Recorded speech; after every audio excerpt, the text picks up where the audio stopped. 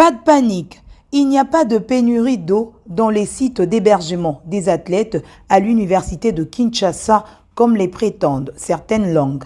Ici, le constat est pourtant tout autre. Les athlètes venus des différents pays pour participer à la 9e édition de Jeux de la francophonie à Kinshasa sont logés dans des conditions requises. Des pavillons complètement rénovés selon les normes internationales de logement, des chambres en passant par la cuisine et les installations, tout est au point.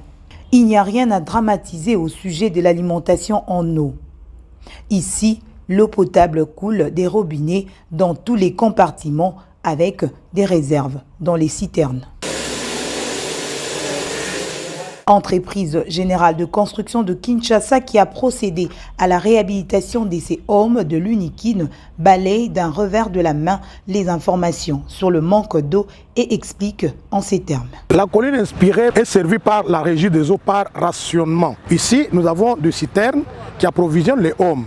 Je ne sais pas, les ennemis de jeu se servent pour dire qu'il y a eu ceci ou cela, mais c'est pourquoi je vous dis que je suis très content que vous soyez venus ici. Je me réjouis beaucoup. Ce que vous voyez vous-même, est-ce que c'est conforme à ce que vous avez vu dans les réseaux sociaux? Parce que maintenant, moi, je réponds non avec les paroles, mais avec ce que vous êtes en train de voir. Qu'est-ce que vous voyez vous-même? La messe culturelle et sportive de la francophonie va bel et bien se tenir dans la plus grande ville francophone.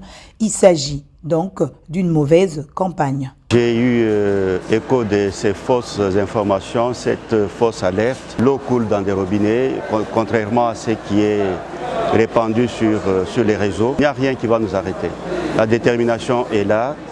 C'est un vœu cher au chef de l'État, président de la République, Félix Antoine Tshisekedi Tshilombo. Ces pavillons, depuis 3 ans, ne sont pas habités.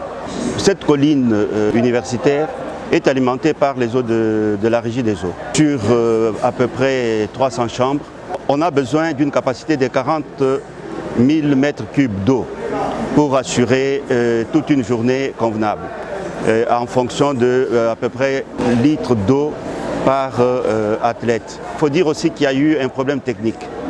Pour faire distribuer les eaux dans les chambres, il faut allumer les petits moteurs. Ce décalage entre l'arrivée des athlètes et les réglages de certains petits problèmes techniques, ça peut arriver. À l'université de Kinshasa, site d'hébergement des athlètes, un complexe sportif pour les entraînements avec un terrain annexe est visiblement ouvert à des exercices, une piscine également. Ajoutez à cela un chapiteau pour la restauration. Voilà le décor planté à la colline inspirée.